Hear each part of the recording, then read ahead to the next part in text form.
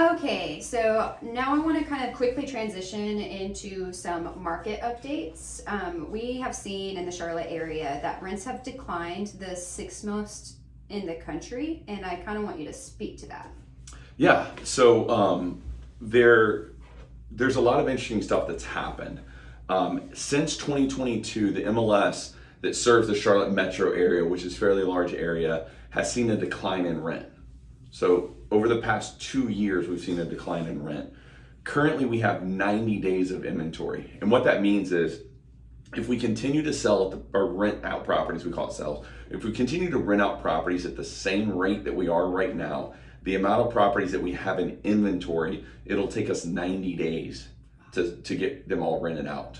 And the interesting part about that is that's been going on a 4-month trend. So this has happened 4 months in a row that's been it. That's never happened. We've never had 2 months of that. Wow. So it's something that's even more recent for us. The other thing is when you look at Charlotte, just Charlotte City as a whole, which, we look at the outskirts and then we look at Charlotte as kind of the two ways that we look at all this information. Charlotte's is even more interesting. That 90 days of inventory has actually happened for 5 straight months. We've never had 2 of those months in any given year.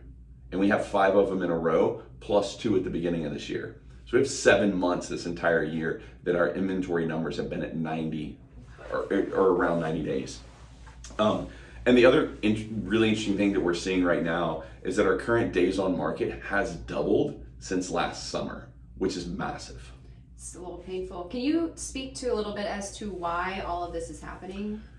Yeah, so the biggest thing that a lot of people don't understand as investors, because they're not paying attention to it maybe quite as much, or they're not in the area. Like we have international investors that just don't know exactly what's going on. They hear news. But right now, Charlotte had a massive boom in construction, specifically apartments, condos, townhomes, in a couple areas of town. And it's the trickle down effect. So they're overbuilding in one area, and that's hurting the areas around it, and it just keeps going from there. Mm-hmm. And so we're seeing too much inventory in certain areas is driving it down. Mm-hmm. There's also, it's just money's tight. Inflation is real. People are feeling it in their pocketbooks. So we have people that are, maybe they just graduated college, and a couple of years ago they would have gone and rented a place near Uptown or something like that. That's not happening as much right now. People are moving in with friends. A couple of years ago, people would go get their own place, or they would have one roommate. They're having 2 roommates now. Mm-hmm. It's something that's a little bit different trend than we had a couple of years ago, and that's just because it's tighter. I think the other part that we don't want to overstate, and we definitely don't want to miss, is right now people are unsure of exactly what's going on. So we have a new president coming into office or back into office that has a different economic agenda than the current president, mm-hmm. and that's making some people uncomfortable. You add inflation into that, and you have people that are sitting here in the middle that are saying, hey, I'm just gonna wait. I'm not gonna move. I don't have to move. I wanna be careful with what I'm gonna do. So I'm not gonna go just, I'm not going to move up to another property. I'm not going to go, just do that because I want to. Right now, I'm going to be a little bit more careful. And that is changing what we're doing. They're staying where they're at. They're not moving to another property. They're not branching out like they would before. So a lot of what we see going on right now in Charlotte is people that are moving to Charlotte from outside the area. That's a bigger trend than anything else. So I think just to kind of wrap this all up, what does this mean if your property is about to go to market right now? What should you be thinking about in order to get a tenant, to reduce that vacancy time and to get a tenant in quickly? And I think there are 3 different things that are super important if you're getting ready to find a tenant for your property. One is, what is the condition and the quality of your property? The stains on the carpet, the patched up paint on the walls, that's just not going to cut it. If your house is competing with the house down the street, that is a new build.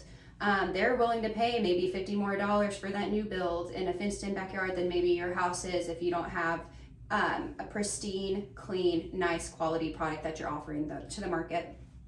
Secondly would be pricing the property correctly going up front. I've seen a lot of people have rose-colored glasses based off of the history of Charlotte in the past 5 years since the pandemic hit, really, and want to go after that premium rent for the property. We're just not in a position right now to do that unless you want to sit on the market for 3 months. Let's be realistic and let's be a little bit more competitive in our pricing when we go to the market. And then thirdly, communicating to tenants quickly. If they are interested in your property and they leave a voicemail, getting back to them 24 or 48 hours later is not acceptable at this point. We got to be on it and make sure that they know that we are aware that they are interested in the property. And then once they get that application into the property, first of all, make applying easy. Once they apply, process that application quickly. And once that gets taken care of, be very clear about what that move-in process is going to look like. Otherwise, you're going to lose out on a lot of tenants who have competitors in the area communicating with them quickly.